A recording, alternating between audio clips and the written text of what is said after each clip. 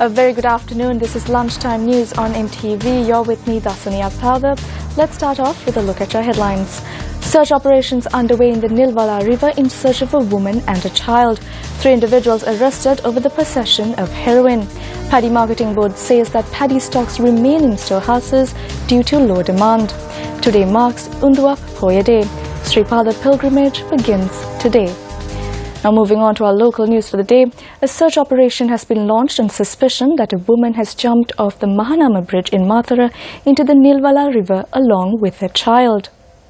The search operation has been in effect since last night by the Navy, police and lifeguards. Police said that the woman has been identified as a 35-year-old teacher and a resident of Ratmalana. A call which traces back to a relative after her cell phone was found in a travelling bag says that she was with her 8-year-old son. Moving on to more local news, heavy traffic has been reported at the exit of the Mathura-Godigama interchange on the Southern Expressway.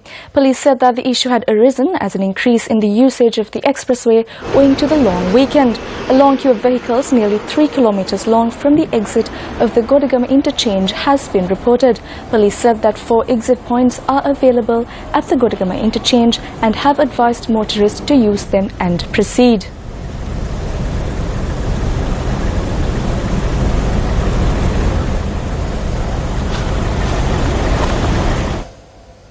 Today marks Unduap Poya, which is the last full moon Poya day for the year, which commemorates the arrival of Sangamitha theory to Sri Lanka with a bow sapling from the sacred Jayasri Mahabodhi in India. Devotees commemorate Poya Day, which is of historic significance, by observing the 5 precepts of Buddhism. The sacred bow sapling, which was brought to Sri Lanka in a golden bowl and thereafter planted in Mahameuna Garden in Anuradhapura upon a request made by King Devanampia Tissa from his Indian counterpart King Dharmashoka. Sangamitha Theri was the daughter of Emperor Asoka and sister of Arahat Mahinda, who brought Buddhism to Sri Lanka on Posun Poya Day.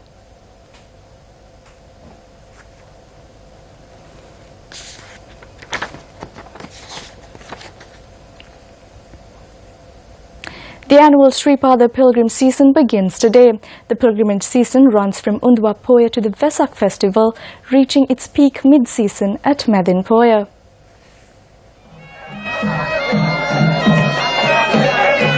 The statue of God Saman and the sacred casket were placed at Sripada by the chief incumbent of Sripada, Venerable Sri Bengamue Dhammadina Thera today. While the objective of pilgrims is to pay homage to the Sripada, they will also attempt to climb the Adam's Peak before sunrise to witness the sunrise atop Adam's Peak and to engage in the sun ritual popularly known as the Irasevaya.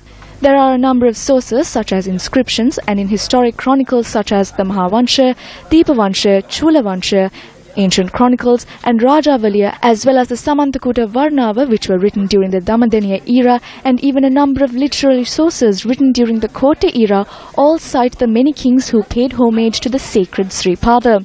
However, it is the responsibility of pilgrims to ensure that they do not litter the Sripada and that it is preserved for the future generations who will also get the opportunity to pay homage to this historic and sacred site.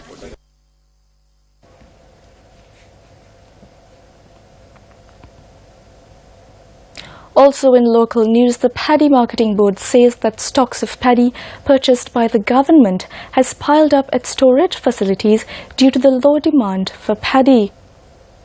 Of the Paddy Marketing Board, MB Disanayaka said that even though the government took measures to sell 265,000 metric tons of paddy to the private sector, only 1,500 metric tons of paddy has been purchased so far. Stocks of paddy which were purchased from farmers are piled up in government warehouses. A decision was made to sell the stocks of paddy to the private sector as there is a need to purchase more paddy stocks from farmers for the next harvesting season. Thereby, the government reached a decision to sell a kilogram of nadu rice for 40 rupees and samba for 52 rupees a kilogram. The chairman of the Paddy Marketing Board says that alternative methods will be employed to create interest among the businessmen to purchase the stocks of paddy. On to another headline-making story for the day. 3 persons have been arrested in Kandana with 497 grams and 600 milligrams of heroin in their possession. Police said that the arrests were made when the suspects were transporting the heroin in a 3-wheeler last night. Police said that the arrests were made when the suspect was transporting the heroin in a three-wheeler last night. The suspects are residents from Ratmalana, Paliagoda and Ragama are scheduled to be produced before the Negombo Magistrate Court today. Now going back to a local story, Muslims around the world are celebrating Milad-un-Nabi today, the birth of Prophet Muhammad. Issuing his message, President Maithripala Sirisena said that he is pleased to send his greetings on the occasion of Milad-un-Nabi, the birth of Prophet Muhammad, celebrated with much reverence by the followers of Islam in Sri Lanka and their brethren in faith the world over.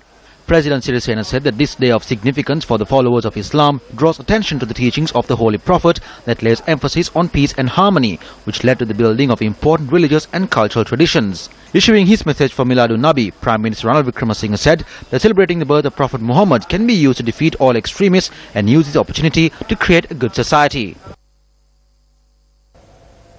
Also in local news, the Wakwala Bridge is facing a severe risk due to the blockage of waste caused due to the rising water levels of the Ginganga following the recently experienced heavy showers. Built in 1999, the Wakwala Bridge connects Baddegama and Gaul via Wakwala. Stretching up to 1,400 feet in length, the Wakwala Bridge was considered Sri Lanka's longest bridge. This bridge is used for daily travel by occupants of several villages from Baddegama to Gaul via Wakwala. Locals say due to the constant rise in water levels, waste which get washed away by the currents get stuck on the bridge steel foundation, affecting the functions of the bridge. Locals request authorities to take quick steps to address this issue.